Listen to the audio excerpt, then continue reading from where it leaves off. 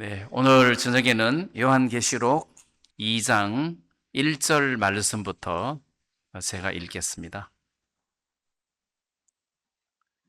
에베소 교회의 사자에게 편지하기를 오른손에 7별을 붙잡고 7금 촛대 사이에 다니시는 이가 가라사대 내가 내 행위와 수고와 내 인내를 알고 또 악한 자들을 용납하지 아니한 것과 자칭 사도라 하되 아닌 자들을 시험하여 그 거짓된 것을 네가 드러낸 것과 또 내가 참고 내 이름을 위하여 견디고 게으르지 아니한 것을 아노라. 그러나 너를 책망할 것이 있나니 너의 처음 사랑을 버렸느니라. 그러므로 어디서 떨어진 것을 생각하고 회개하여 처음 행위를 가지라. 만일 그리하지 아니하고 회개치 아니하면 내가 내게 임하여 내 촛대를 그 자리에서 옮기리라. 오직 내게 이것이 있으니 네가 니골라당의 행위를 미워하는도다. 나도 이것을 미워하노라. 귀 있는 자는 성령이 교회들에게 하시는 말씀을 들을지어다. 이기는 그에게는 내가 하나님의 낙원에 있는 생명나무의 과실을 주어 먹게 하리라. 네, 여기 7절 말씀까지만 읽겠습니다. 네, 먼저 이 읽었던 본문 말씀의 첫 부분에 이런 대목이 있습니다. 2절에 내가 내 행위와 수고와 내 인내를 안다. 그 에베소 교회죠. 에베소 교회가 가지고 있었던 행위, 그 다음 수고, 그 다음 인내, 이걸 내가 안다. 일종의 칭찬이죠. 그 다음 이제 악한 자들을 용납지 아니한 것과, 그래서 이 에베소 교회가 교회 안에 악한 자들을 용납하지를 않았다는 거죠. 그 다음에 자칭 사도라 하되 아닌 자들을 시험하여 그 거짓된 것을 네가 드러낸 것. 자, 이런 것을 예수님이 에베소 교회에 말씀하시면서 칭찬을 하고 계신다는 겁니다. 그래서 에베소 교회가 그 행위, 수고, 인내, 자, 이런 부분이 있었다는 거죠. 그건 여러분들에게 특별히 어려운 게 없습니다. 그 다음, 악한 자들을 용납지 아니한 것. 그럼 에베소 교회 안에 악한 자들이 있었다는 거지. 근데 그 악한 자들을 용납하지 않았다. 그럼 악한 자가 뭐냐? 뭐 살인하고 간음하고 사기치고 이런 사람들이 악한 사람이냐? 네, 물론 그런 사람들도 그 악한 사람입니다. 사기치고 뭐 교회 안에서 사기치고 뭐 살인하고 간음하고 세상에서도 이런 죄를 짓지 않는데 교회에서 이런 죄를 짓는다면 그런 죄를 용납해서는 절대 안 되겠죠. 근데 여기서 말씀하시는 악한 자를 용납하지 않았다는 것은 누구나 안 믿는 사람도 저거는 참 악한 짓이다, 악한 일이다 하고 판단할 수 있는 그런 일이 아니고, 이건 에베소 교회 안에 어떤 칭찬에 속하는 이야기이기 때문에 영적인 것이란 말입니다. 그것은 그 뒤에 악한 자들을 용납하지 아니한 것과, 그리고 자칭 사도라 하되 아닌 자들을 시험하여 그 거짓된 것을 네가 드러낸 것과, 이게 같은 맥락에서 우리가 해석할 수가 있습니다. 예를 들면 초대교회는 물론 지금도 마찬가지지만 교회 안에조차 이단들의 교리들이 많았습니다. 말하자면 사도행전을 보거나 뭐 고린도 전후서를 보거나 하면 교회 안에 율법주의자들이 많이 있어가지고 구원받은 성도들을 굉장히 혼돈스럽게 하는 경우가 많았습니다.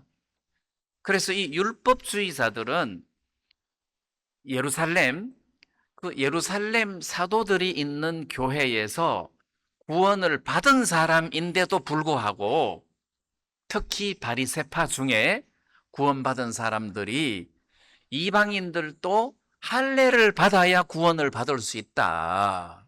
할례를 받아야 된다. 그리고 할례를 받은 사람은 반드시 율법을 지켜야 된다. 자, 이렇게 주장하는 율법주의자들이 교회 안에 있었단 말이에요. 그래서 안디옥 교회는 그 율법 문제로 굉장히 문제가 돼가지고 바울과 바나바조차도 그 문제를 깨끗하게 해결할 수가 없어서 예루살렘 교회 사도들 앞에 이 문제를 가지고 와서 사도들 앞에서 이 문제를 깔끔하게 해결을 해 주었는데, 그럼에도 불구하고 각 도시 이방인들 교회에서는 이런 율법주의자들이 활개를 치면서 형제 자매들을 혼돈스럽게 하고 또 그 중에 들어는 그 율법주의자들의 교리에 끌려가는 사람들이 있었다는 겁니다. 이게 교리적인 문제라는 거죠. 이런 사람들은 굉장히 악한 사람들이라는 것입니다. 그 다음에 이제 그 당시에는 영지주의자라는 그런 어떤 교리를 전하는 자들이 있었는데, 말하자면 이 영지주의자들이 주장하는 교리는 이 육신은 악하다. 이 육신은 매사가 100% 악하기 때문에 이 육신을 그냥 내버려 둬서는 안 된다. 이 육신을 억압해야 된다 해서 식물을 폐하고, 그럼 밥을 먹여서는 안 된다는 거지. 그러니까 막 이 몸을 학대하는 겁니다. 그 다음에 혼인을 금지하고. 그래, 육신의 욕구가 정욕이기 때문에 이런 욕구들을 이게 강제적으로 억제시켜서 이 악한 것이 바깥으로 드러나지 못하게 해야 된다. 이런 영지주의적인 교리가 있었단 말이에요. 그래서 서신서에도 보면 그 혼인을 폐하고 또 뭐 식물을 폐하고 혼인을 금하고 이런 그 교리를 주장하는 사람들이 진리가 아닌 거짓된 교리를 전하더라는 거죠. 또 다른 영지주의자들은 이 육신은 항상 악하고 더럽기 때문에 이거는 어쩔 수 없어. 그냥 그렇게 살도록 내버려 둬. 해서 허랑방탕하게 살면서 간음하고 별짓을 다 해도 원래 육신은 그래 하고 괜찮아 하고 방관해버리는 주의도 있었단 말이에요. 자, 이런 교리가 교회 안에 들어오면 그거는 바로 잡아야 된다는 거죠. 자, 뿐만 아니라 그 당시에 예루살렘 교회에 큰 핍박이 일어나가지고, 왜 스데반이 순교를 당하고 난 다음에 그 예루살렘 교회에 큰 핍박이 일어나가지고 굉장히 많은 그 사람들이 사도들 외에는 다 흩어졌단 말이에요. 근데 두루 흩어진 사람들이 두루 다니면서 복음을 전했단 말이에요. 근데 복음을 전했는데 이분들이 집도 없고 절도 없고 뭐 아무것도 없으니까 누군가가 영접해서 재워주면 잠자고, 거절하면 뭐 길거리에서 자고, 이렇게 했었어야 된다는 거죠. 그리고 그 이후에도 복음을 가진 많은 하나님의 형제 자매들이, 하나님의 종들이 각 도시를 다니면서 복음을 전하다가 보니까 뭐 먹여주고 재워주고 이럴 수 있는 사람을 만나면 괜찮은데 만나지 못하면은 굉장히 어려움을 겪고 불편함을 겪었단 말이에요. 근데 이제 이런 전도자들이 어떤 그 교회를 방문했는데 교회 형제 자매들이 복음을 전하는 전도자인 것을 알고 그 사람을 영접하고 재워주고 음식을 제공하고 편히 갈 수 있도록 여비를 제공해주고 이런 일을 하는 교회가 있었어요. 잘한 것이죠. 잘한 것이죠. 근데 어떤 교회는 이런 복음 전도자들이 왔을 때 거절했다는 거죠. 거절하고 교회에서 내쫓았다는 겁니다. 뿐만 아니라 그런 전도자들을 영접하는 사람을 검해서 영접하지 마라, 내쫓아라, 이렇게 이야기를 해서 그 사람들을 복음 전하는 사람들을 내쫓았다는 거죠. 그걸 사도 요한이 알고 요한 3서에서 그런 사람들을 보고 아주 악한 말로 우리를 망령되이 폄론하고 하면서 이게 책망하는 장면이 나옵니다. 그래서 요한 3서 10절 말씀에 보면 이러므로 내가 가면 그 행한 일을 잊지 아니하리라.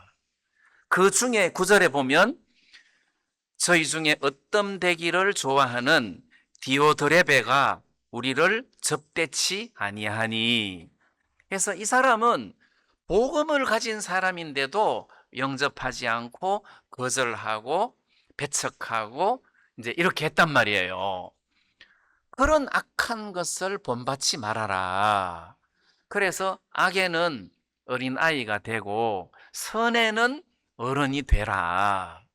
자, 이렇게 이제 사도 요한이 권면을 했는데 그때 그 악한 짓을 한 사람을 향해서 악하다, 그 사람 참 악하다, 악한 말로 복음 전하는 사람들을 내쫓았다. 지금 이렇게 요한 3서에서 이야기를 하고 있단 말이에요.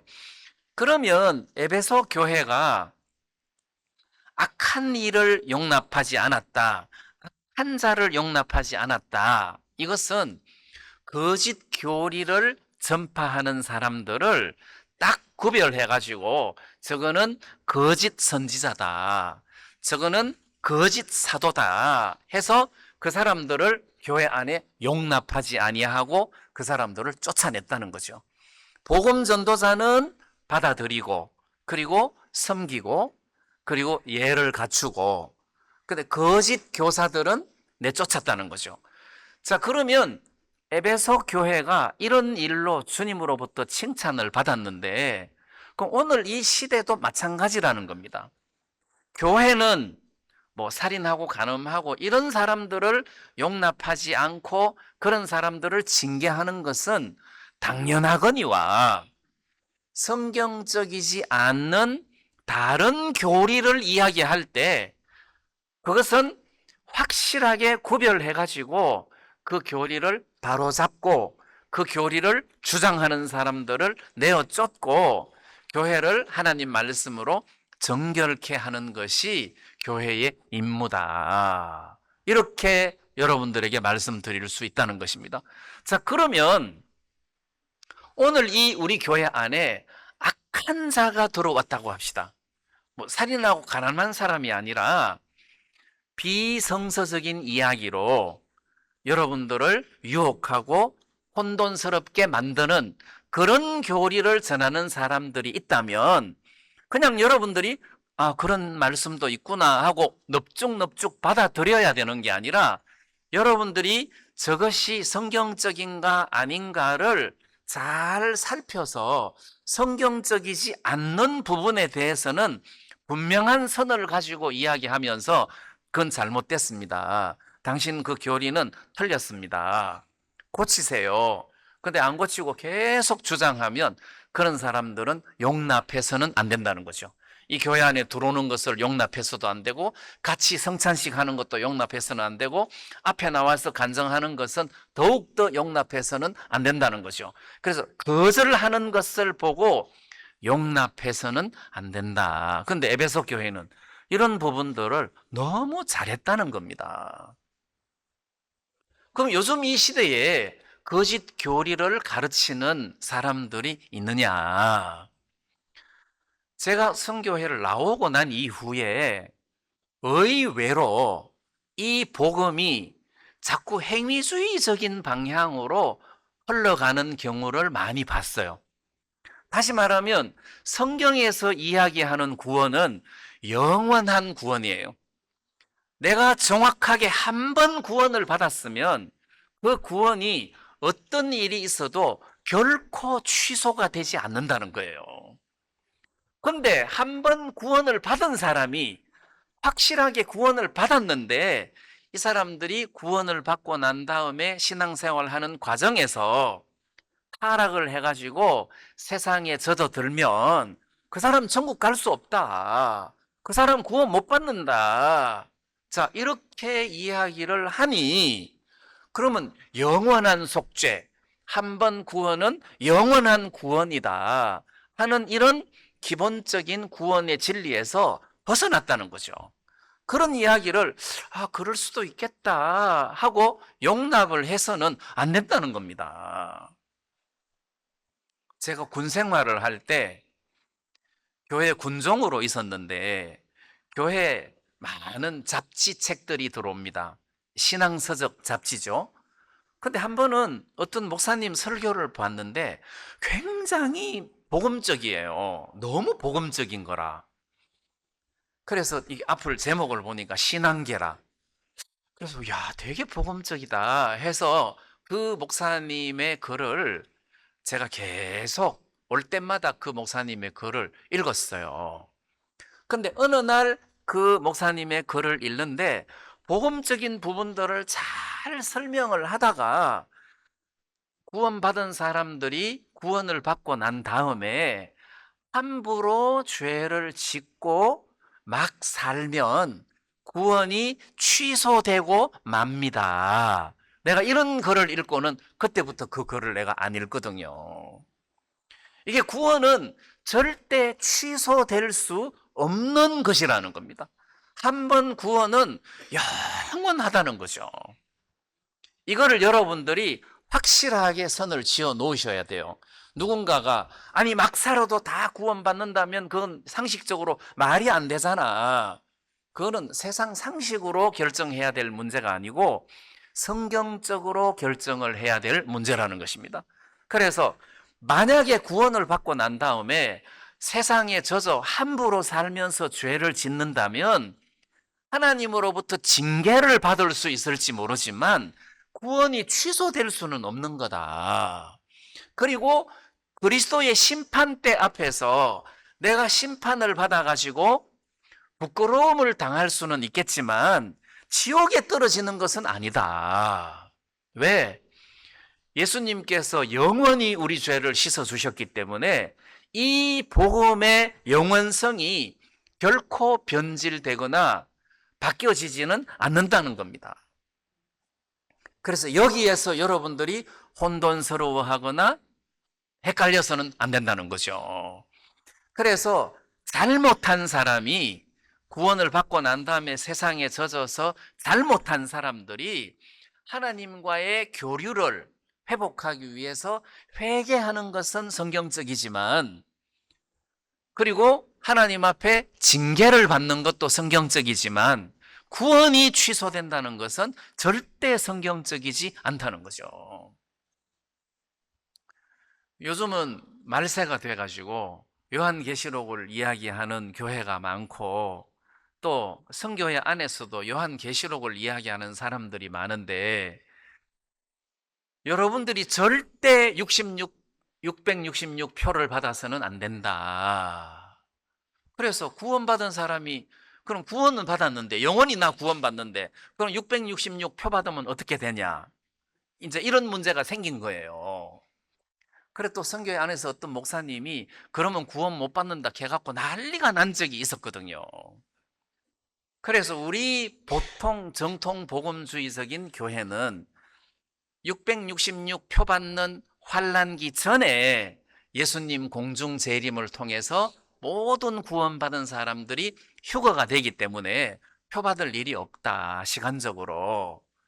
근데 구원받은 사람들로 하여금 세상에 젖지 않고 열심을 내게 하기 위하여 두려움을 주어가지고 막 표 받지 마라 그러고 막 이렇게 그 강압적으로 어떤 행위를 하나님 앞으로 돌이키려고 그런 그 말씀을 인용하는지는 몰라도 어쨌거나 복음주의적인 교회에서 말씀하시는 내용하고 그런 건 다르다는 거죠. 그래서 우리 구원받은 사람들은 한 번 구원은 어떤 일이 있어도 결코 취소될 수 없다. 그래서 예수님이 우리 죄를 영원히 씻으셨기 때문에 우리가 어떤 상황에 처해지더라도 우리가 다시 죄인으로 되돌아갈 수가 없다. 자, 이걸 여러분들이 기억을 하셔야 됩니다. 그 다음에 우리 사람들은 시간계에서 살잖아요. 과거가 있고 현재가 있고 또 미래가 있단 말이에요. 근데 하나님은 과거, 미래 이런 게 없어요. 하나님은 영원하신 분이기 때문에 그냥 영원하신 하나님이다. 이게 영원이라는 것을 어떻게 설명하느냐 하면 과거와 현재와 미래를 한 면에다가 합쳐 놓은 거예요. 그 말하자면 과거도 현재도 미래도 똑같다는 거예요. 그래서 하늘나라에서는 영원한 세계에서는 우리가 1000년 전에 이런 게 없다는 거죠. 영원 세계는 시간이 없다는 겁니다. 자, 그러면 예수님께서 2000년 전에 우리 죄를 짊어지고 십자가에 못 박혀 돌아가셨어요.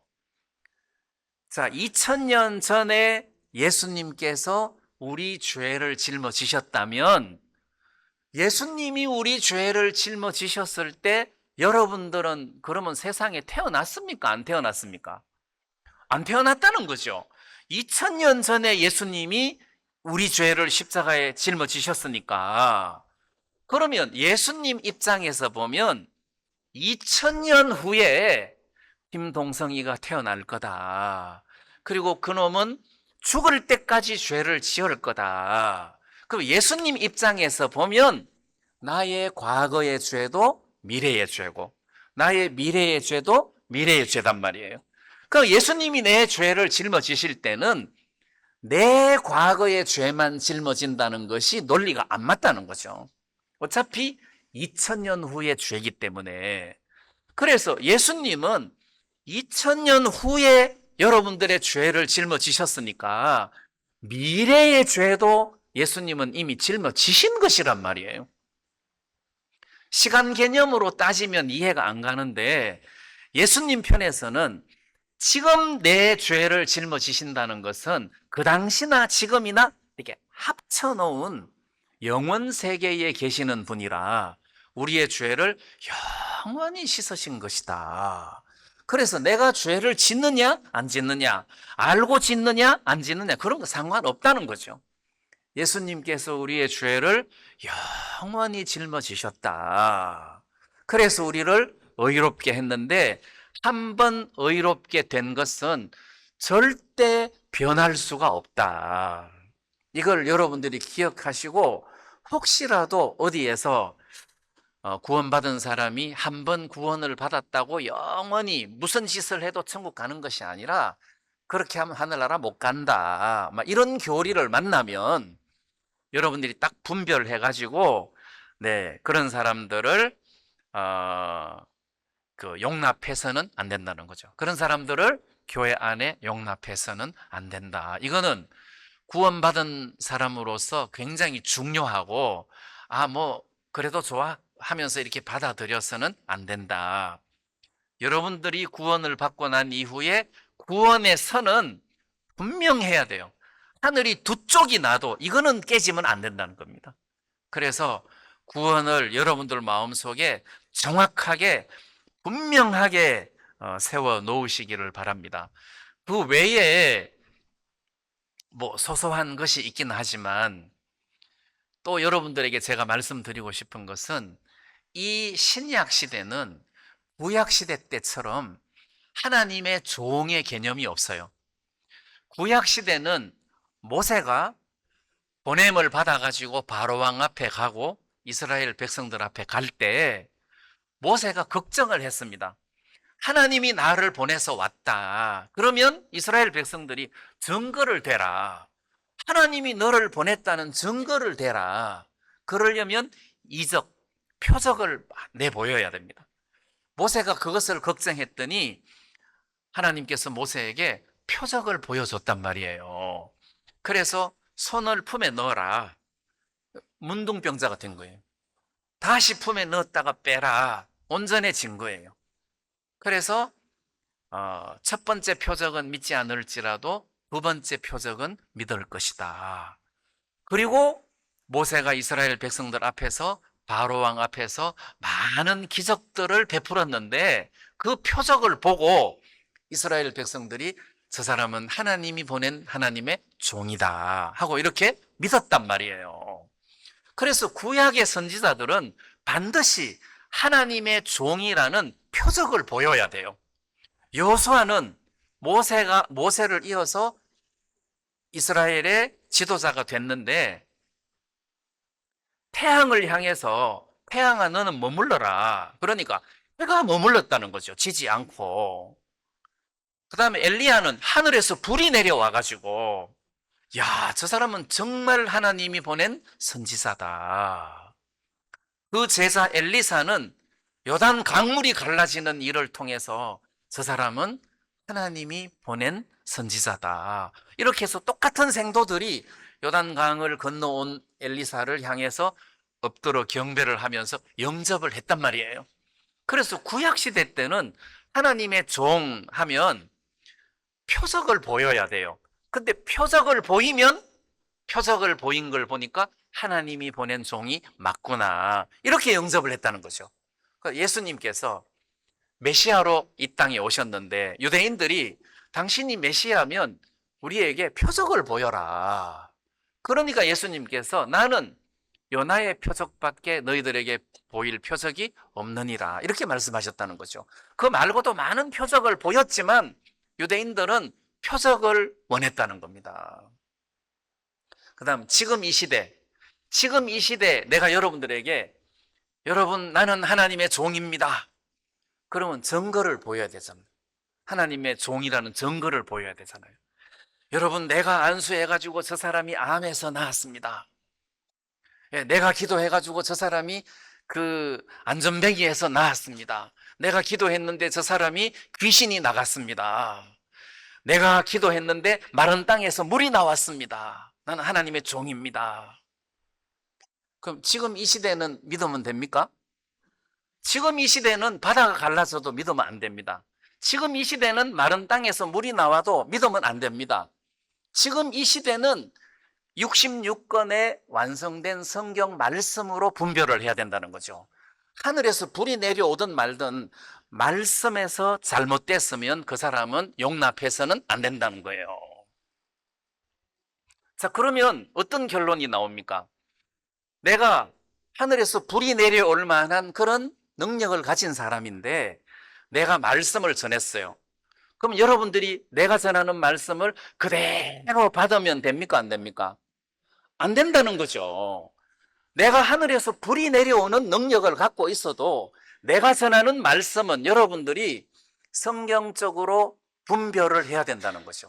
저 목사가 하는 설교가 정말 성경적인가 아닌가 이거를 분별을 해서 저 사람 성경적이지 않다. 그러면 그 사람을 받아들여서는 안 된다는 거죠. 그걸 용납해서는 안 된다는 겁니다.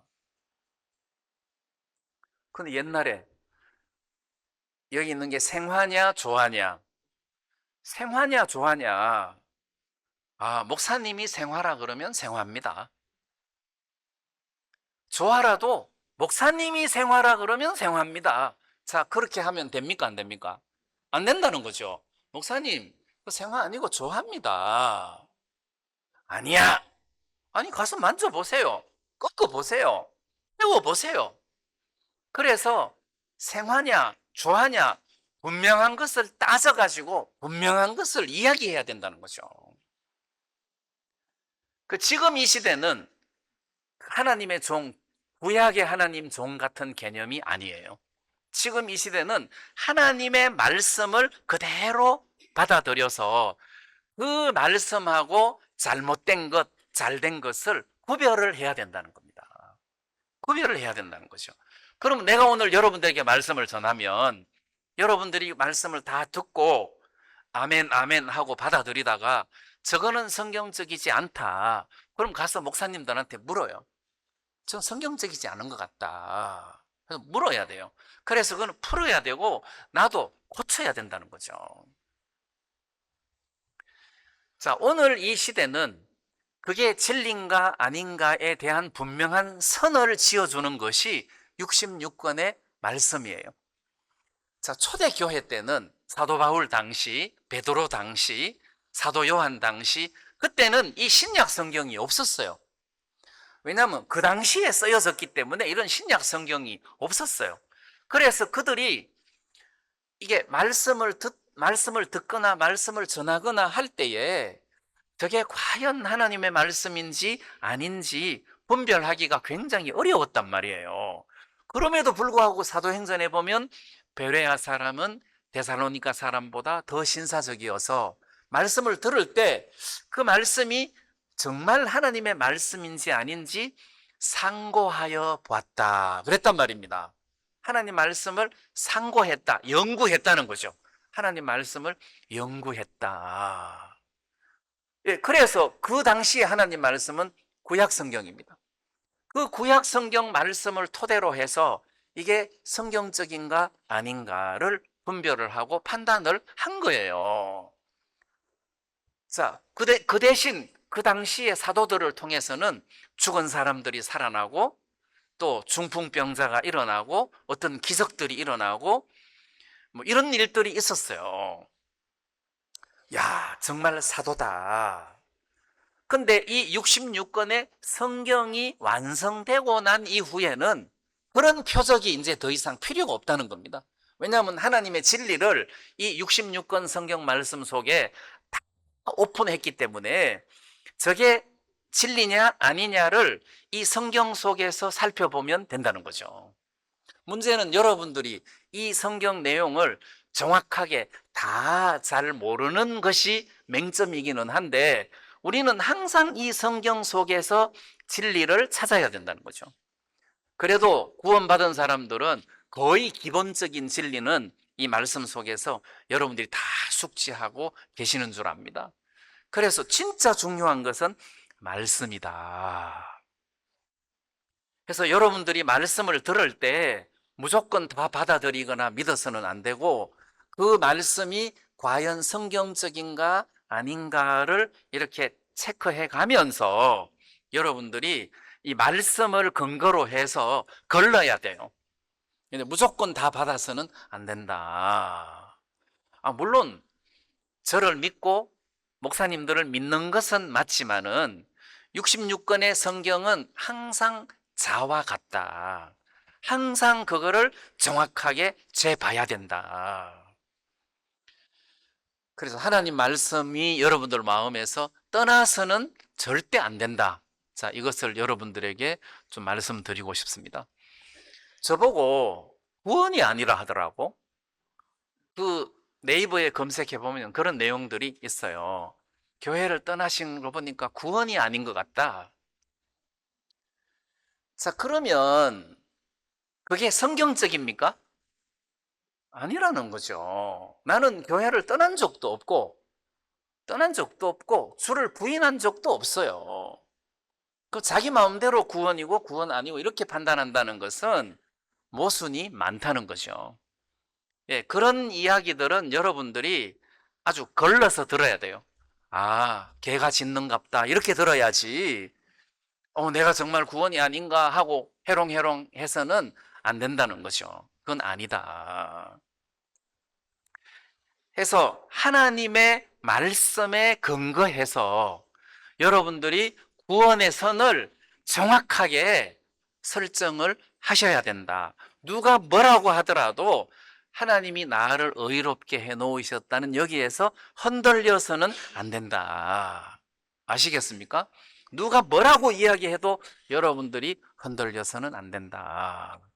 그런 사람들이 교회 안에 들어오면 여러분들이 용납해서는 안 된다는 겁니다. 이게 오려내야 된다는 거죠.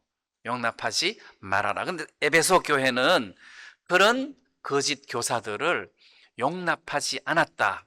또 그 당시에는 자칭 사도라 하면서 거짓 사도들이 있었는데 에베소 교회 성도들이 그런 거짓 사도들을 시험을 해서 어떻게 시험을 했는지는 몰라도 거짓된 것을 드러냈다.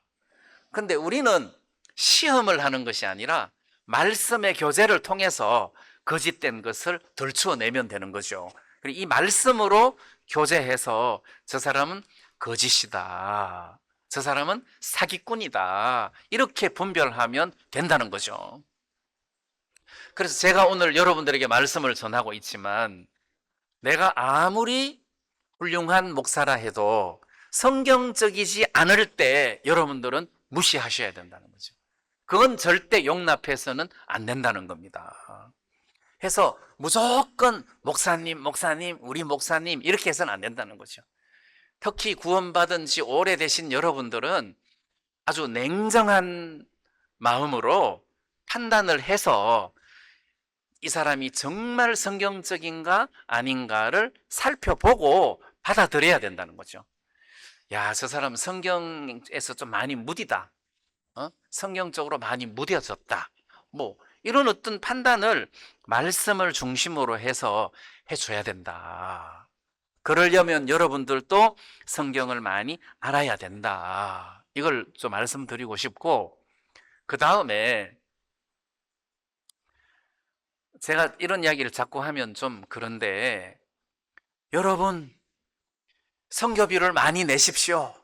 아프리카를 위해서 뭐 매달 10만 원씩 내보십시오. 하나님이 복 주나 안 주나 한번 시험을 해보십시오. 그래서 1년 동안 선교비를 내보고 하나님이 복을 주시면 내년에는 20만 원씩 내십시오. 또 복을 주시면 그 다음에는 30만 원씩 내시고 나중에는 90만 원씩 내시고, 하나님이 왜 복을 안 주시겠습니까? 그거는 성경적이지 않다는 거죠. 그건 일종의 투자예요, 투자. 10만 원 내면 복 주고 20만 원 내면 더 복 주고, 이거 투자예요. 이게 사실이면 여러분들이 매달 100만 원씩 투자해야지, 1000만 원씩 투자해야지, 있는 돈 다 투자해야죠. 그건 그런 목적으로 선교비를 낼 때 그건 하나님 앞에 드리는 그 헌금이라고 할 수가 없어요. 하나님 앞에 드리는 헌금은 내가 선교비를 10만 원씩 냈는데, 1년 동안 선교비를 냈는데 하나님이 물질적인 축복을 안 해줬어. 그래도 상관없어. 나는 믿음으로, 기쁨으로 하나님 앞에 연보를 했을 뿐이다.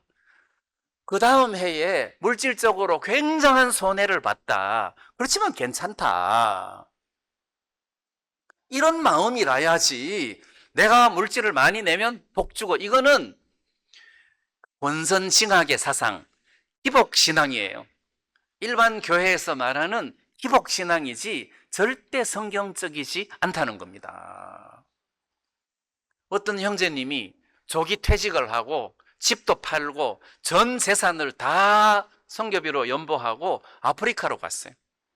나중에는 소경이 돼가지고 한국으로 돌아왔어요. 설명을 못하는 거라. 저는 복음을 위해서 모든 것들을 다 바치고 복음을 위해서 아프리카에 살았는데 제가 왜 이렇게 소경이 됐습니까? 논리가 성립이 안 되는 거죠. 여러분, 전 재산을 다 드리고 복음을 위해서 수고한다고 해서 안 죽습니까? 죽죠. 그렇게 소경이 된다든지 죽는다든지 어려움을 겪는다든지 그걸 하나님 섬기는 것하고 같이 연계지어서는 안 된다는 겁니다. 성경에서는 우리 구원받은 사람들이 한 모든 행위는 하늘나라하고 연관이 되는 거지 이 세상에서 연관되는 게 아니라는 겁니다. 그래서 수많은 복음 전도자들이 어려움을 겪고 가난하게 핍박을 받으면서 순교도 당하고 이런 일이 있었습니다. 한국에 기독교가 들어올 때 이렇게 순교당한 토마스 선교사 같은 사람도 있고, 그 전에도 그 대원군, 조선 대원군 시대에 쇄국 정책을 할 때 그때 미국에서 의사들은 받았어요. 그래서 의료 선교사로, 의사로 위장을 해가지고 한국에 들어와서 복음을 섬기는 사람들이 있었습니다. 제가 이름을 잊어버렸는데 전주에서 의료 선교를 하다가 그 당시에는 왕진이라는 게 있었습니다. 의사가 그 집을 찾아가는 겁니다. 고창 어디 시골 마을에 왕진을 갔다가 강도를 만나가지고 거의 죽었어요. 그래서 그 사람을 병원에 데려갔는데 한국 의술로는 치료할 수가, 귀가 한쪽 잘려 나갔으니까 치료할 수가 없어가지고 일본으로 후송을 시켜서 응급 조치를 하고 미국에 다시 돌아가서 그 수술을 하고 치료를 받고 1년인가 2년 후에 이제 완쾌가 돼가지고 다시 한국으로 돌아왔어요. 다시. 사람들이 야, 미국에 있으면 돈도 많이 벌고 안전하고 그런데 강도 만난 한국을 네가 또 다시 가냐 하고 수많은 사람이 반대했는데도 또 한국에 와서 의료 선교사로 활동하신 분이 계십니다. 그럼 그런 사람들이 세상에 있으면서 복 받았습니까? 아니라는 거죠. 여러분들이 하나님을 섬기는 섬김은 세상에서 복 받는 것이 아닙니다. 물론 하나님을 섬기면서 세상에 복 받는 경우도 있습니다. 근데 예수 믿는다고 순교를 당하는 경우도 있다는 거죠. 권선징악의 사상하고 우리의 신앙하고 연계 지어서는 안 된다는 거죠. 그래서 저는 목사가 돈을 많이 벌어가지고 뭐 어떻게 목사가 돈을 버는지 몰라도 제가 복을 많이 받았습니다. 그 말은 성경적이지 않습니다. 내가 돈을 많이 가지게 됐다고 해서 그 사람이 하나님 앞에 복을 받았다고 말한다면 그건 성경적이지 않다는 거죠. 성경에서 이야기하는 복은 그런 물질적인 복을 말하는 것이 아닙니다. 건강 축복, 자식이 잘 되는 축복, 물질 축복, 이거는 기복신앙의 사상이에요. 성경적이지 않다는 것입니다. 성경에는 뭐라고 했습니까? 너희 보물을 하늘에 쌓아두라 그랬어요. 하늘에 쌓아두라. 이 땅에서 잘 되는 것이 아니다.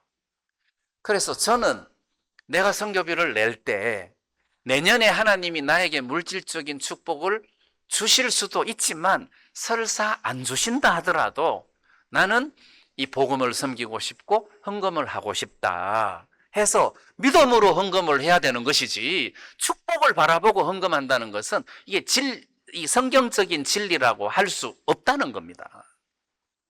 그런데 여러분들이 헷갈려서는 안 된다는 거죠. 사람들은 내가 저주받을 거라고 이야기합니다. 내가 왜 저주를 받습니까? 만약에 내가 교통사고로 죽으면 저주받아서 죽었다고 할 거예요. 여러분, 구원받은 사람이 왜 쓸데없이 하나님이 저주를 하시겠습니까? 여러분, 그런 말에 여러분들 마음이 흔들려서도 안 되고 여러분들 마음이 헷갈려서는 안 된다. 구원받은 사람이 왜 저주를 받냐? 때가 다 됐기 때문에 하나님이 나를 그런 방법으로 데려가시는 것이지 저주받아서 죽는 게 아니다. 우리는 하나님 말씀 앞에서 정확하게 해석을 할 필요가 있습니다. 한 번은 누구랑 교제하면서 요한복음 15장에 예수님께서 나는 포도나무요 너희는 가지니, 나는 포도나무다. 이 나는 포도나무는 예수님이다. 포도나무는 예수님이다. 그러니까 갑자기 포도나무가 어떻게 예수님이야? 포도나무는 교회지. 포도나무는 교회야. 아니 요한복음 15장에 나는 포도나무요 했잖아. 나는 예수님이야. 포도나무는 교회야. 그래서 가지가 교회를 떠나면 안 된다는 거예요. 포도나무는 예수님이다. 그래서 나는 포도나무요 너희는 가지니 했으니까 그 사도 요한을 쓴 요한복음, 그러면 사도 요한은 포도나무냐 가지냐? 가지라는 겁니다. 스펄전 목사님은 가지냐 포도나무냐? 가지라는 거예요. 나도 가지다. 나는 가지를 떠난 적이 있지만 난 포도나무를 떠난 적은 없다 해서 여러분들이 선이 분명해야 헷갈리지 않지. 많은 사람들이 말도 되지도 않는 말을 두려워한다는 거예요. 한 번은 어떤 자매님이 구약성경 엘리사 시대 때 선지자 생도의 아내, 빚이 많아가지고 자기 아들을 채권자가 와서 잡아가서 종으로 삼으려고 하니까 엘리사에게 나가서 은혜를 입고 그 빚 문제를 해결한 장면을 부인에 가서 말씀을 들었대요. 왜 그 남편이 죽었느냐? 아내가 믿음이 없어서 그 아내에게 믿음을 가리키려고 남편이 죽었다는 거예요. 그러면서 여러분들 중에서 믿음으로 살지 않으면 남편 다 죽을 줄 알아라. 그러니까 겁이 나가지고 저한테 전화를 한 거예요. 그러면 그게 말이 됩니까? 아니, 아내 믿음을 가르치려고 왜 남편을 죽입니까? 그건 말이 안 되죠. 이 또 신약 시대에. 그리고 또 믿음으로 안 산다고 그럼 하나님이 죽인다. 그럼 그것도 말이 안 되는 거예요. 만약에 믿음으로 안 살면 죽는다면 죽을 사람 많고 그 여러분들의 남편이나 여러분들의 아내들 죽은 사람 많을 거예요. 그 말대로 하면은 나는 믿음이 좋아서 내 아내가 지금 살아있는 겁니다. 그 말도 안 되는 소리에 마음이 흔들려서는 안 된다는 거죠. 그래서 여러분들이 성경을 알아야 돼요. 예, 기본적으로 아는 성경 말씀 말고도 많은 하나님의 말씀을 알고 있어야 돼요. 그리고 그런 말씀들을 아까 김 목사님처럼 영어로는 못 외워도 한국말로 쫙 외워가지고 그 아니다 하고 얼마든지 반박할 수 있고, 예, 그런 사람들을 절대 용납해서는 안 된다. 네, 이런 말씀을 여러분들에게 먼저 좀 드리고 싶습니다. 그 다음에 이제 이 에베소 교회 주님께서 말씀하신 말씀 중에 유명한 대목이 있죠. 처음 사랑을 버렸느니라. 이 대목도 우리가 한번 짚고 넘어가야 될 것 같습니다. 처음 사랑을 버렸느니라. 4절에 있는 말씀인데, 너를 책망할 것이 있나니 너의 처음 사랑을 버렸느니라. 이렇게 이야기를 하고 5절에서는 그러므로 어디서 떨어진 것을 생각하고 회개하여 처음 사랑을 가지라. 안 그러고 처음 행위를 가져라. 이렇게 이야기한단 말이에요. 처음 사랑을 버렸느니라. 회개하고 처음 행위를 가져라. 이렇게 한 걸 보면 이 사랑하고 행위하고 같은 단열의 단어가 쓰여졌다는 것을 알 수 있습니다. 그래서 그 사랑을 이렇게 행동으로 표현한 것이 행위잖아요. 그래서 사랑을 바탕으로 한 어떤 표현된 행동. 자, 이것이 에베소 교회 성도들에게 처음 사랑을 버렸다, 식었다, 이렇게 표현하면 되겠죠. 사랑이 식었다, 없어졌다. 처음 사랑이라는 것은 우리가 구원을 받았을 때 처음 예수님을 알 때 그때 우리가 마음에서 느꼈던 그 주님을 향한 사랑. 자, 그것을 말씀하신다고 그것이라고 여러분들이 생각하시면 될 겁니다. 자, 주님이 나를 구원하셨을 때, 아, 이런 큰 사랑으로 나를 구원하셨구나. 혹시 나 구원받을 때 그런 게 없었는데요? 근데 이런 사람도 있을 겁니다. 근데 여러분들 감정이 둔해서 그 믿음의 말씀을 못 따라가서 그렇지, 여러분들이 조용히 생각해 보면 주님이 얼마나 나를 사랑하셨는지를 알 수 있습니다. 누구든지 구원을 받고 나면 그때 하나님이 나를 얼마나 사랑하셨는지를 발견한다는 거죠. 예를 들면 예수님 시대 때 죄인인 여자가, 그럼 성경에는 그냥 죄인인 여자 이렇게 나와 있는데 아마 앞뒤 문맥상으로 봤을 때 창녀가 아니겠느냐. 자, 이런 창녀 같은 여자가 예수님 발 곁에 서서 울면서 예수님 발을 적시고 자기 머리털로 예수님 발을 씻겼어요. 그리고 향유를 발에다가 부었어요. 그 집 주인은 바리새인 시몬인데 판단을 했어요. 속으로. 저런 더러운 여자가 자기를 만지면 참 선지자라면 저 사람을 배척했을 텐데 가만히 있는 거 보면 이 사람이 선지자 맞나? 이렇게 이제 속으로 판단을 하고 있었단 말이에요. 예수님께서 그 생각을 아시고, 시몬아,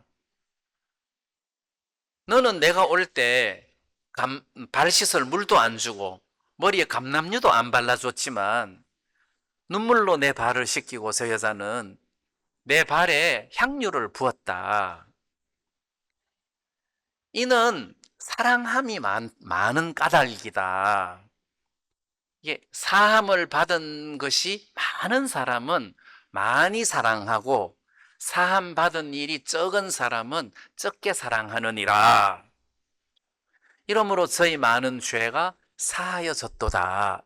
예수님이 이렇게 말씀하신 적이 있는데, 이게 사함 받은 것이 많은 사람은 많이 사랑하고 사함 받은 것이 적은 사람은 적게 사랑하느니라. 여기서 사함 받은 것이 많은 사람은 해서 우리 구원받은 사람을 말하는 겁니다.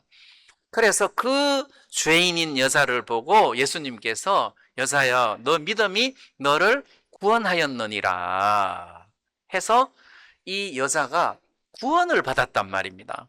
그러니까 이 여자가 그렇게 예수님에게 입을 맞추고 향유를 부은 이유가 이분이 메시아다라는 사실을 믿었다는 거죠. 이분이 메시아라는 사실을 마음으로 고백을 했다는 겁니다. 그러니까 자기 모든 죄가 다 씻겨진 거예요. 그래서 그 예수님 발에다가 그 눈물을 흘리고 씻고 그다음 향유를 부었다는 거죠. 그게 첫 사랑의 행위예요. 그렇게 예수님을 사랑하는 마음이 그 여자 속에 있어가지고 계속 예수님을 따라다니면서 그 예수님을 섬기고 예수님을 따르고 말씀을 듣고 섬기고, 자, 이렇게 예수님이 십자가에 못 박혀 돌아가실 때까지 섬겼을 것이고 그 이후에도 교회 안에서 주님을 섬겼으리라고 생각합니다. 구원을 받은 사람에게는 하나님께서 우리를 이처럼 사랑해 주셔서 우리를 죄에서 건져 주시고 하나님의 아들로 삼아 주신 것에 대한 어떤 큰 사랑과 감동이 있다는 겁니다.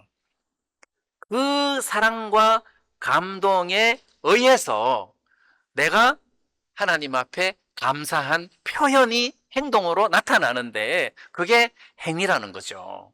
그 행위를 보고 처음 행위를 가져라. 자, 이렇게 말하는 것입니다. 그래서 구원받은 사람에게 이 큰 구원의 사랑을 잃어버려서는 안 된다는 거죠. 자, 그러면 우리가 교회에서 시편 공부를 한 적이 있는데 시편 말씀을 읽으면 하나님을 향한 뜨거운 감사가 있어요. 마음에. 뜨거운 감사가 분수처럼 솟아나요.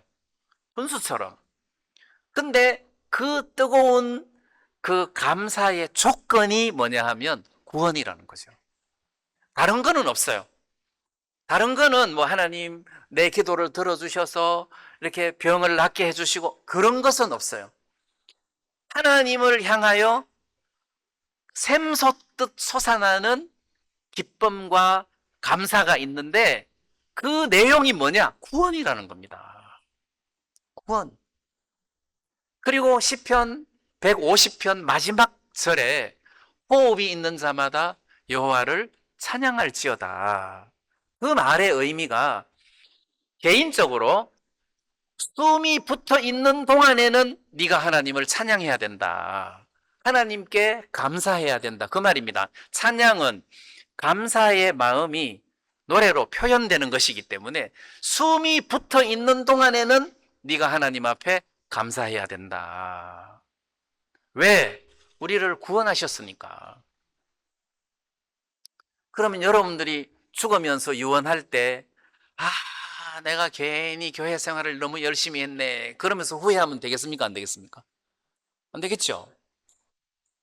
죽으면서는 하나님께 감사하는 게 가장 큰 유언이, 왜냐하면 숨이 붙어 있을 동안 여호와를 찬양하라 했으니까.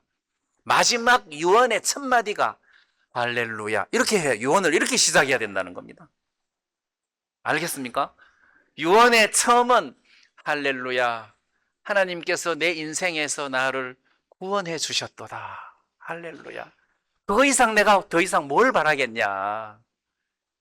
하나님께 감사와 영광을 돌린다. 그러고 이제 하고 싶은 이야기를 해야 되는 거죠.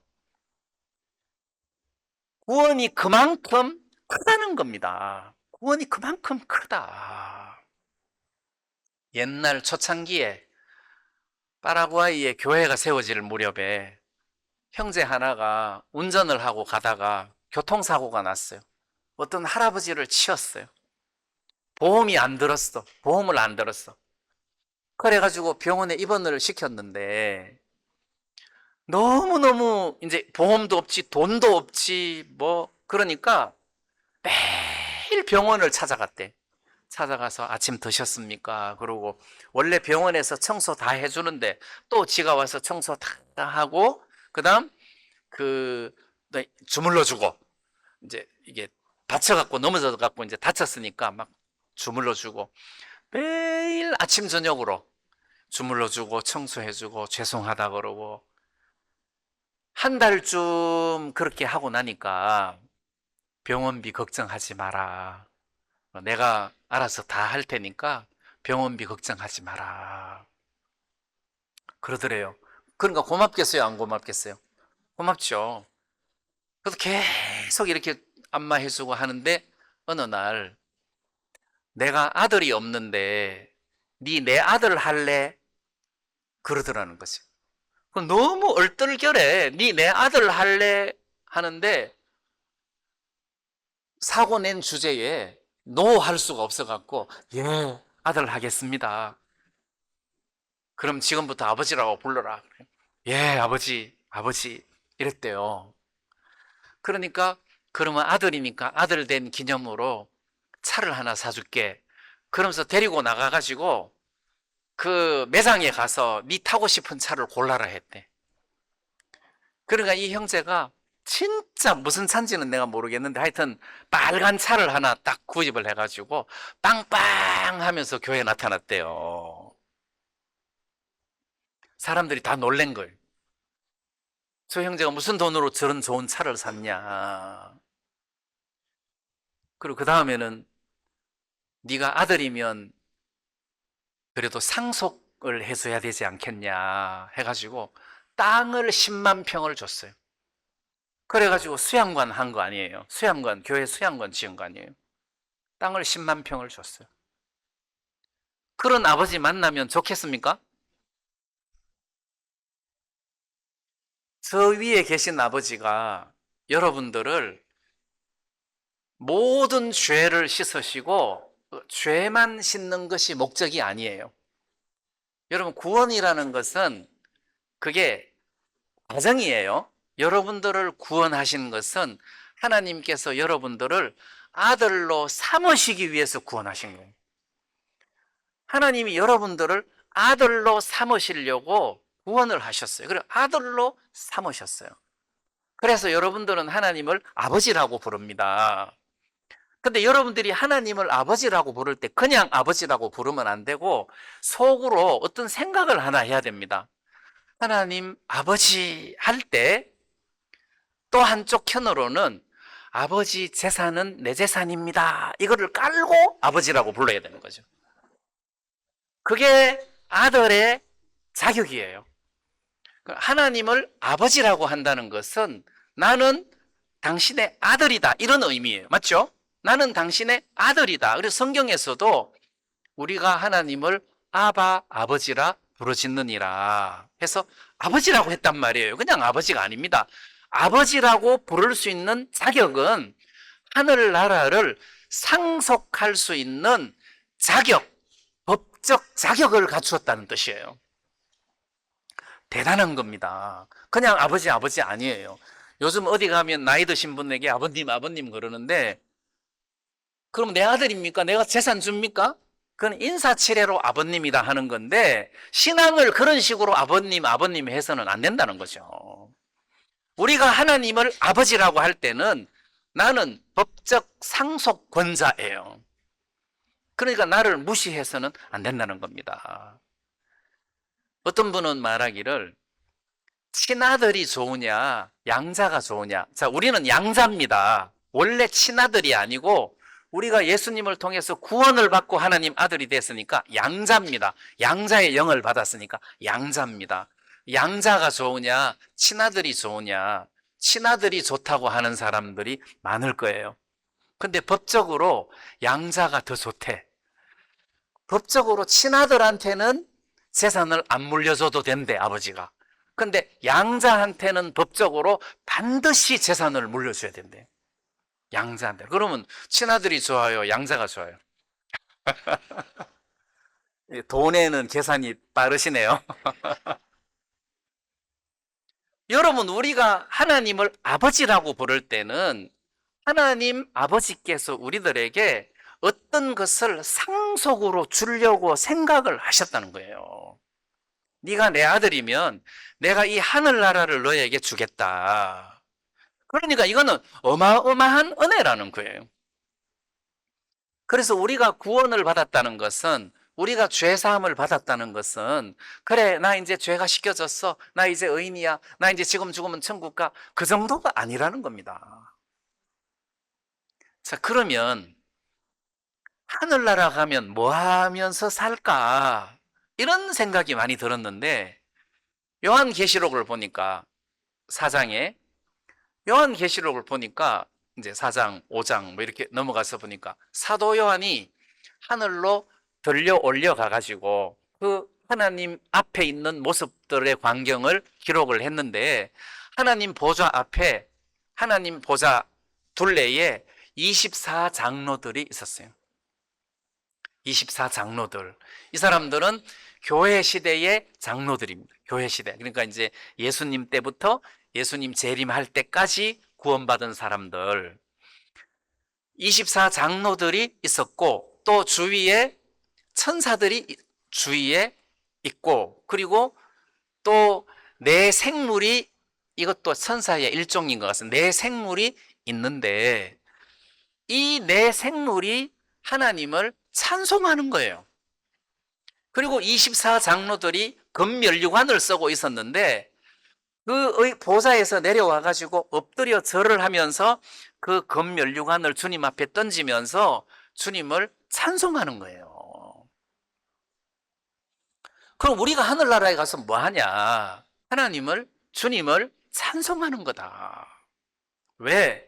그만큼 우리를 구원하신 은혜가 크기 때문에 그것을 하나님 앞에, 그 앞에서 찬송을 한다는 거죠. 물론 뭐 그 이후에는 어떤 일이 생길지는 제가 잘 모르겠지만, 우리가 주님을 만났을 때 가장 먼저 하는 행위가 찬송, 감사라는 거죠.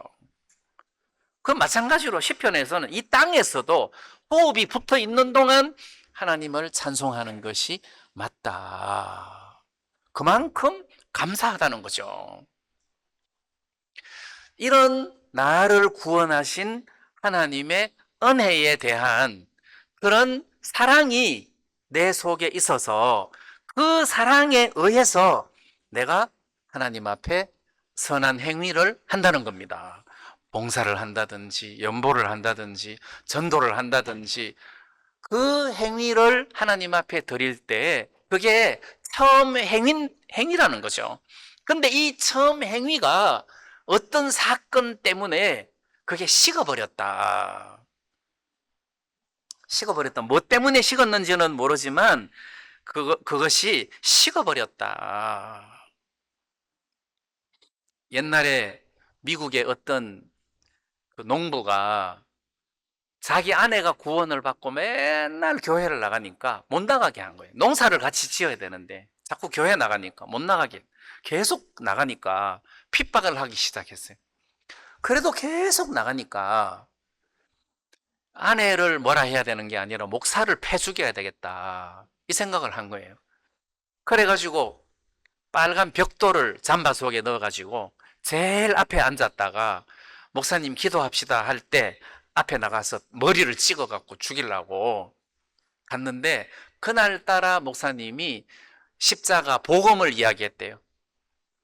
그래서 이 잠바 속에 이제 벽돌 넣어놓고 있다가 1시간 내내 복음 말씀을 듣다가 이 남편이 구원을 받아버린 거예요.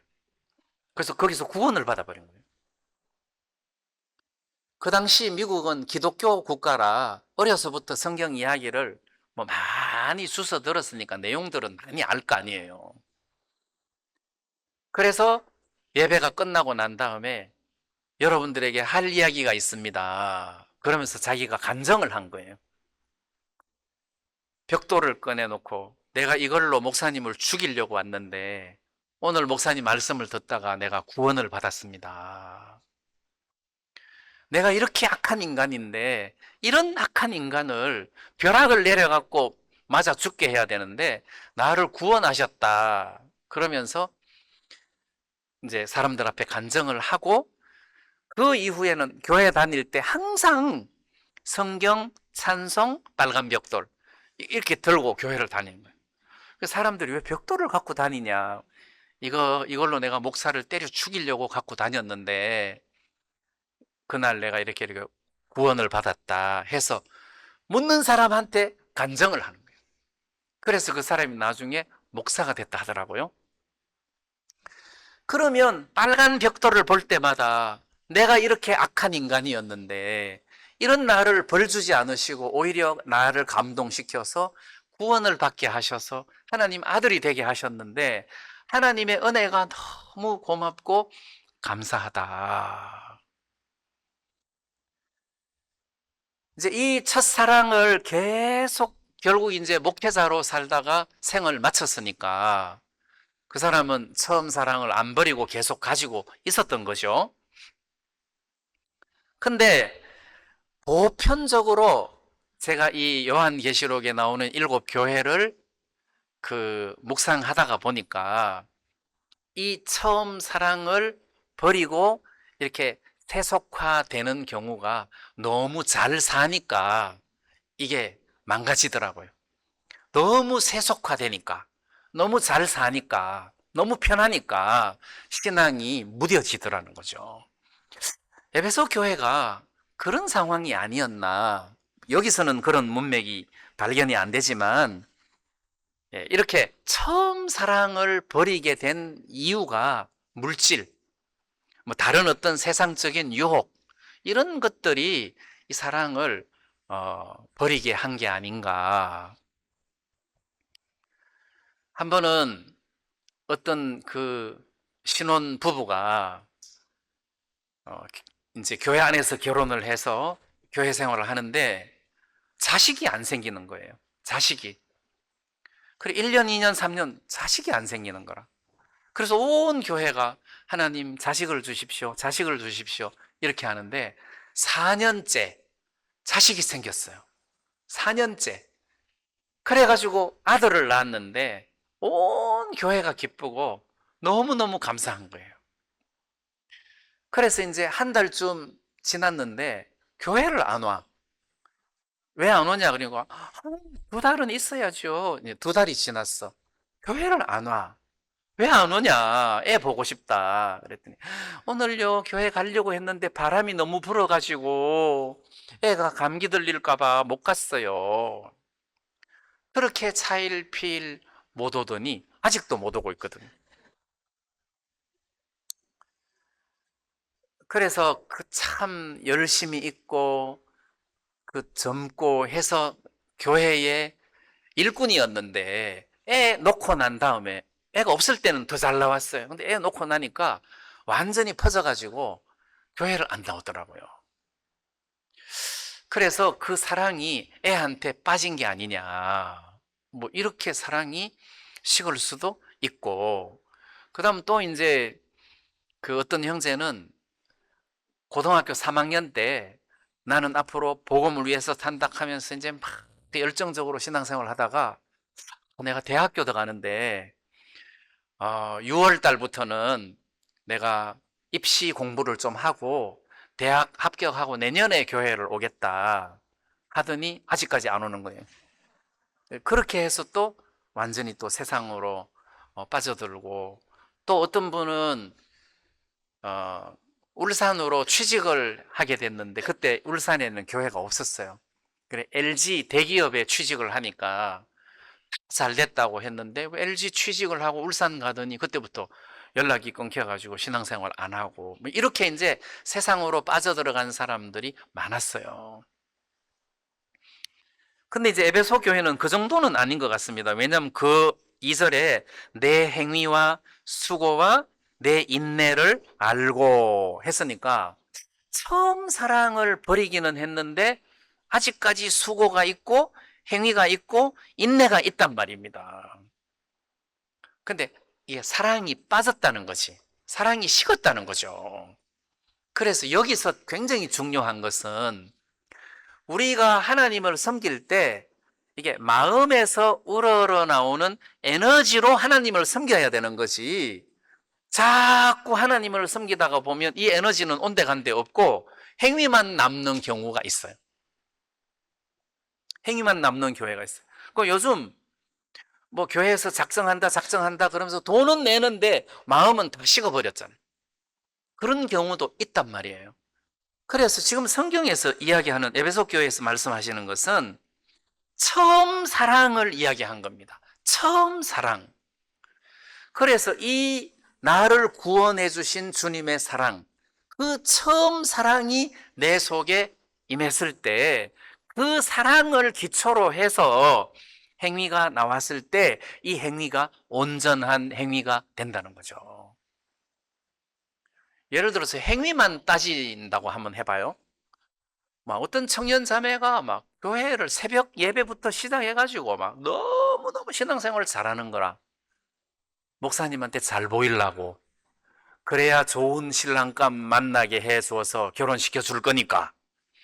그러면 좋은 신랑감을 소개받게 하려고 목사님한테 잘 보이려고 막 새벽부터 밤늦게까지 교회 봉사하고 막 진짜 교회 모든 일들을 도맡아 하면서 열심을 내면 겉으로 볼 때 열심은 똑같아.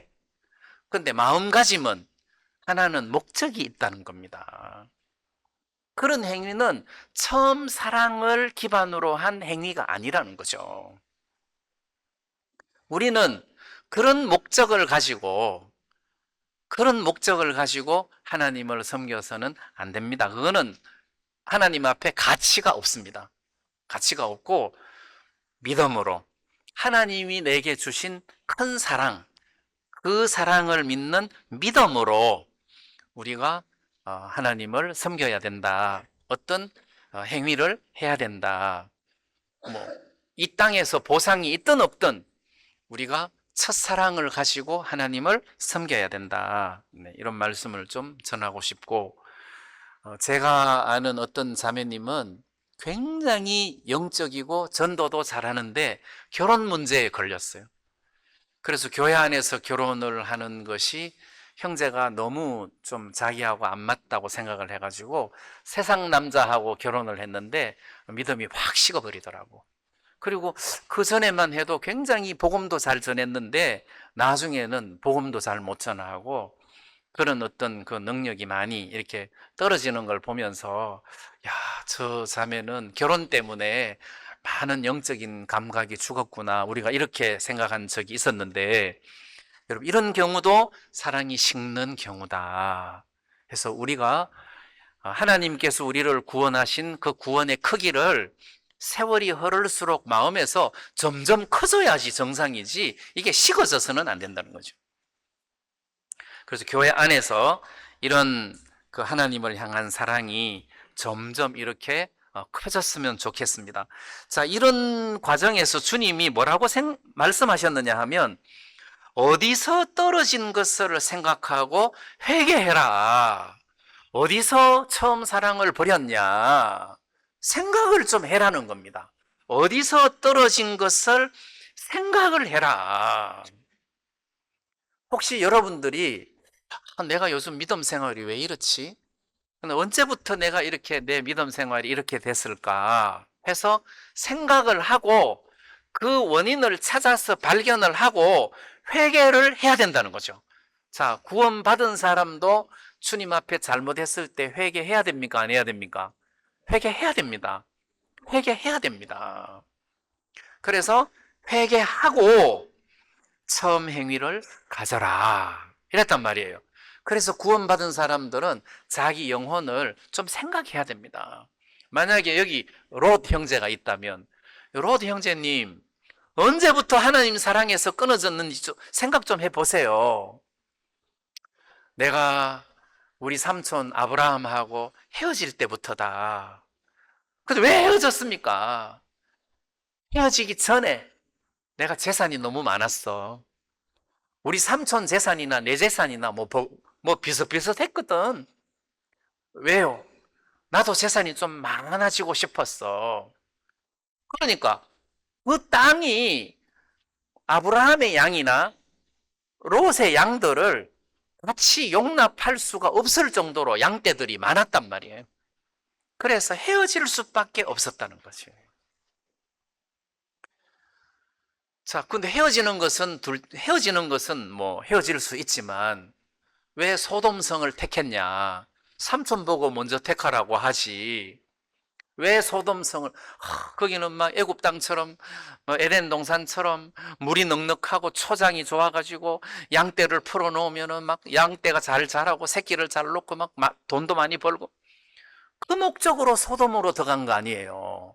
요단 온 더를 택하고 점점, 그러니까 물욕에 이끌려서 결국은 믿음에서부터 멀어진 거잖아요.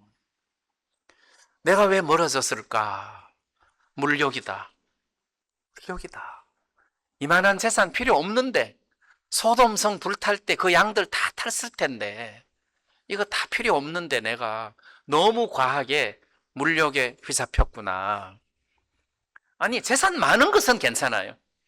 하나님과 멀어질 정도로 그것을 탐한다면 그거는 나쁜 것이다. 우리가 생각을 하고 회개해야 된다.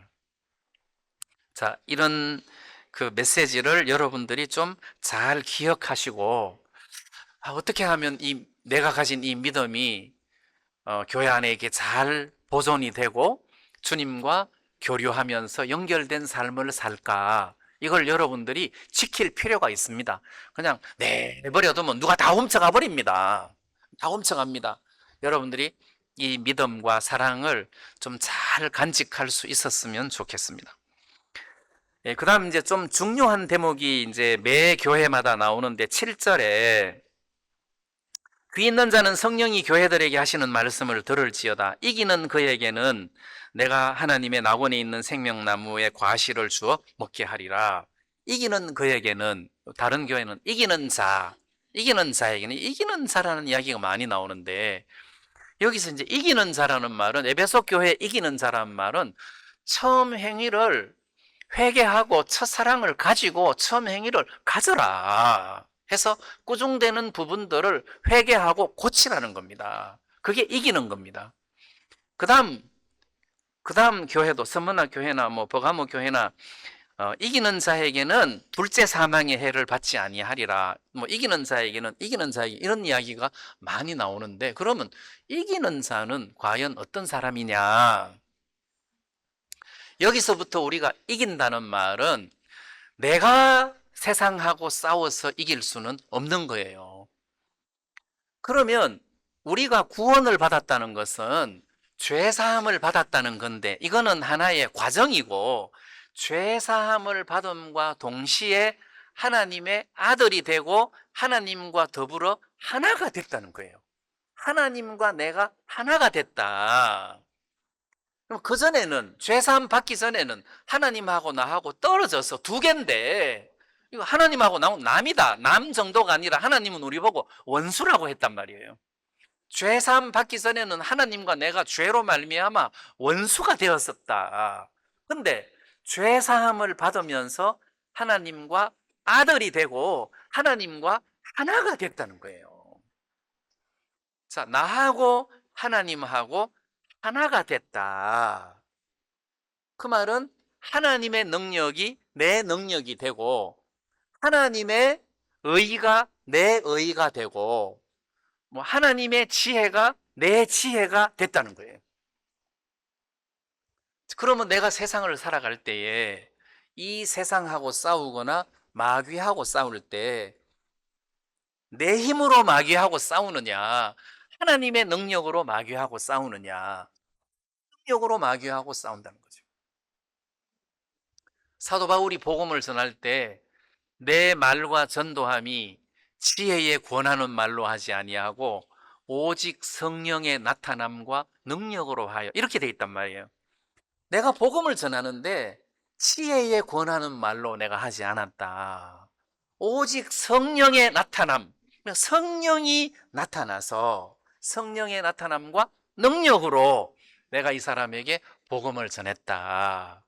성령의 나타남이 없을까봐 나는 너희들 가운데 거할 때 굉장히 두려워했다. 성령이 나타나지 아니하고 그의 능력이 없으면 나는 이 사람에게 복음을 전할 수가 없다. 그런 의미잖아요.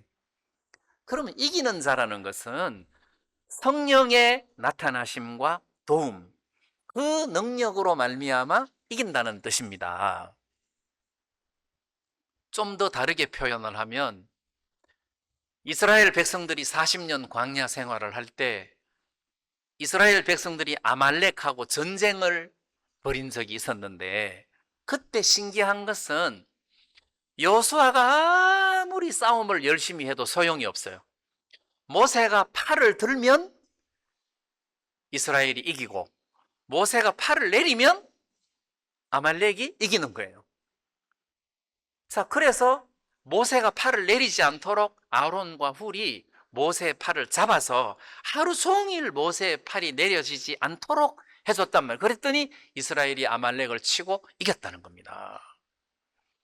전쟁 끝나고 난 다음에 여호수아의 귀에 이 이야기를 들려서 외우게 해라. 여호수아가 뭘 배웠느냐 하면 내가 싸움을 잘해서 이긴 게 아니라 모세가 팔을 드니까 이기고 팔을 내리니까 지더라. 그러면 마찬가지입니다. 지금 이 시대도 하나님이 내 속에서 역사를 하시고 일을 하시면 일이 잘 되는 거고, 하나님이 일 안 하시면 아무것도 안 되는 거예요. 그러면 우리는 내가 열심을 내려고 애를 써야 되는 것이 아니라 나를 통해서 하나님이 나타나기를 사모하고 하나님이 나타나기를 바라야 된다는 거죠. 자, 그러면 뭐 어떻게 해야 되는 거냐? 믿음이라는 겁니다. 믿음이다. 우리가 하나님하고 동행하는 조건은 믿음이다. 말씀을 믿는 믿음이라는 것이요. 내가 너와 함께 하겠다. 그래, 하나님이 나와 함께 하겠구나 하는 믿음이라는 겁니다. 하나님이 나와 함께 하겠구나. 아, 하나님이 이번에 지혜를 주시겠구나. 하나님이 도와주시겠구나. 하나님이 내게 은혜를 입혀주시겠구나 하는 믿음이라는 거예요. 자, 이렇게 믿음으로, 하나님을 믿는 믿음으로 우리가 세상하고 부딪히는 겁니다. 자, 내가 예를 들어서 귀신이 나타나고 마귀가 나타났다고 합시다. 야, 마귀야, 나는 힘없어. 그렇지만 너 겁 안 내. 왜? 내 안에 예수님이 계시거든. 예수님이 지금 너랑 싸우실 거야. 나는 너하고 안 싸워. 예수님이 너랑 싸울 거야. 이게 믿음이라는 거죠.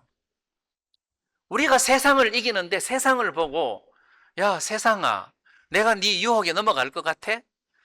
나는 네 유혹을 안다. 예수님이 너의 유혹을 이겨주실 거야. 그래, 예수님이 너의 유혹을 이겨주기 때문에 나는 네 유혹에 안 넘어가. 그래서 여기서 이기는 자라는 것은, 세상을 이기는 자는 예수님밖에 없습니다. 예수님만 마귀를 이기고 세상을 이기시는 분입니다. 그렇기 때문에 예수님과 함께 세상하고 싸우는 건데, 말하자면 예수님이 앞서 싸우시고 나는 그와 함께하는 자일 뿐이라는 거죠. 그래서 우리가 성경 말씀 여러 곳에도 있지만, 우리를 사랑하시는 이로 말미암아 우리가 넉넉히 이기느니라. 세상의 어떤 것들도 넉넉히 이긴다. 누구로 말미암아? 우리를 사랑하시는 이로 말미암아. 또 사도 바울은 내게 능력 주시는 자 안에서 내가 모든 것을 할 수 있느니라. 어떻게? 내게 능력 주시는 자 안에서 내가 모든 것을 할 수 있느니라. 이제 이렇게 말씀을 하셨고, 그 다음에 이제 중요한 또 대목은 그 고린도전서 15장 57절에 우리 주 예수 그리스도로 말미암아 우리에게 이김을 주시는 하나님께 감사하노니.